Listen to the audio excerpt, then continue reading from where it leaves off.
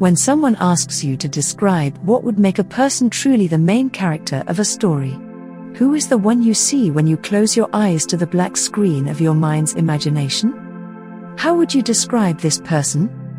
Strong? Beautiful in heart, mind, and skin. Intense passion in eyes. Brave, as if a Viking was born again. A soul kind as day. Not a single scar to mar their character.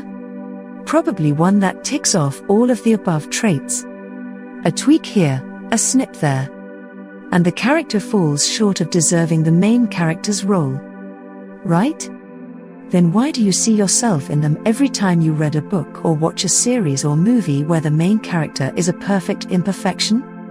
Relate yourself to them and get defensive over their actions when someone else disagrees with how their character was written? Aren't you rooting for the anti-hero now?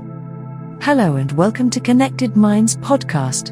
With this heavy topic, you might have quite the hint of what our today's little chat will be all about. Not just who makes an anti-hero, but also a peek at the question: is the anti-hero that you should actually root for is the one who looks back at you from the mirror? Are you the anti-hero that you look for in fictional characters? Are you an anti-hero in the story of your life? So starting with the foundation of our today's podcast. What does anti-hero mean? No, it is not being the villain or the antagonist.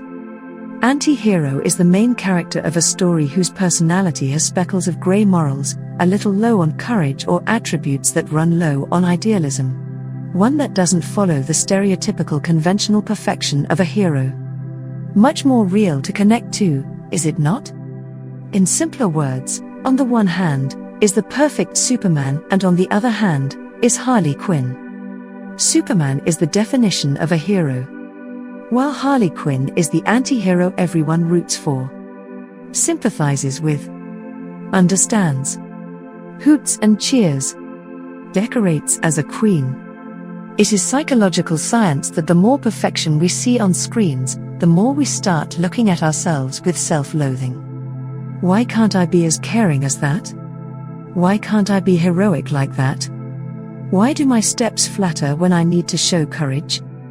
Questions like these start popping into your mind, making your eyes duller when you see your reflection. The concept of anti-heroism is not new. It has been here for ages.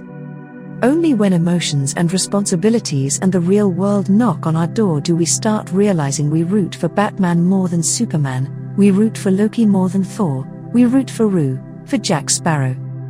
Unlike typical heroes with the same heart of gold, all anti-heroes are not the same. The percentage of grey in their character not only gives them color, but makes them unique. We can classify anti-heroes into 5 categories based on this percentage of grey in their character. 1. The classic anti-hero. These are the ones who don't wear a morsel of grey in their character but lack confidence, strength and courage. One who self-doubts and steps back every time a challenge shows up in fear of failing. 2. The knight in sour armor. Unlike our traditional heroes, who jump into every fight in order to save humanity and protect mankind, our beloved knights in sour armor won't get into any fight unless they have something at stake. They have everything to be a hero except the drive to stand up as one if they have nothing to gain or lose. 3. The pragmatic anti-hero. Here, the grey gets darker. Not bad or evil like the villain, but those who are ready to do bad deeds to achieve their goal of protecting their people. They don't bother to judge if the action required to make the balance is moral or not, whereas a hero would never do anything that would go against his morals. 4. The unscrupulous anti-hero. Here, we step into murkier waters. These anti-heroes have intentions and morals that are good, no doubt, but it is strong vengeance that fuels their drive. They do not care or count the damage their revenge leaves in its wake. 5. Hero in name only. These ones play the fine art of balancing on a tightrope, sometimes leaning towards the villain, the dark side, sometimes a hero, the good side. A personality is so complex that few people will agree with their actions.